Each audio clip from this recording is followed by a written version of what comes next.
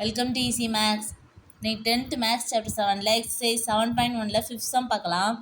என்ன கொடுத்துருக்காங்க? 4% live in a conical tent whose land height is 19 meter. If each person require 22 meter square of the floor area, then find the height of the tent. So டென்ட்டோட height கேட்டிருக்காங்க. Okay, 4% ஒரு டென்ட்டில் இருக்காங்க. So அதோடைய slanting height 19 metre. So எல்லோட value கொடுத்துருக்காங்க.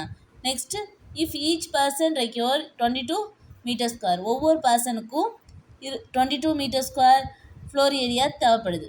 So 4 பர்சனுக்கு எவ்வளோ தேவைப்படுதுன்னா 4 × 22. Okay, floor area of 4 person equal to 4 × 22. So floor area ஒரு சர்க்கிள் ஷேப்பில் இருக்கா?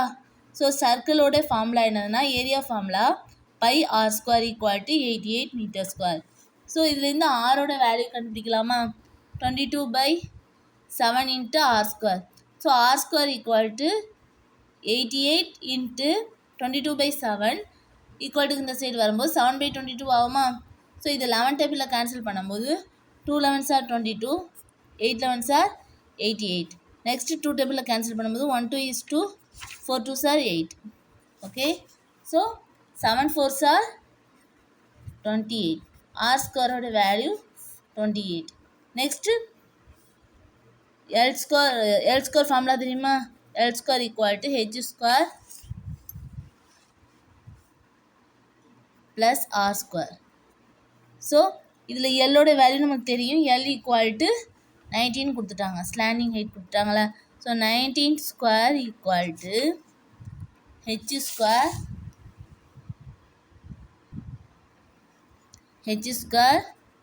ப்ளஸ் r² வேல்யூ 28 இருக்கா?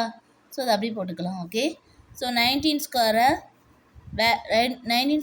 என்ன வேல்யூனா 361 equal to h² plus 28. So 361 minus 28 வருமா அந்த சைடு வரும்போது ஈக்குவல் டு h². ஸோ இந்த ரெண்டையும் சப்ராக்ட் பண்ணும்போது 333 ஈக்குவல் டு h². ஸோ ஹெச்சோட வேல்யூ தான் நமக்கு தேவை. So h equal to √333.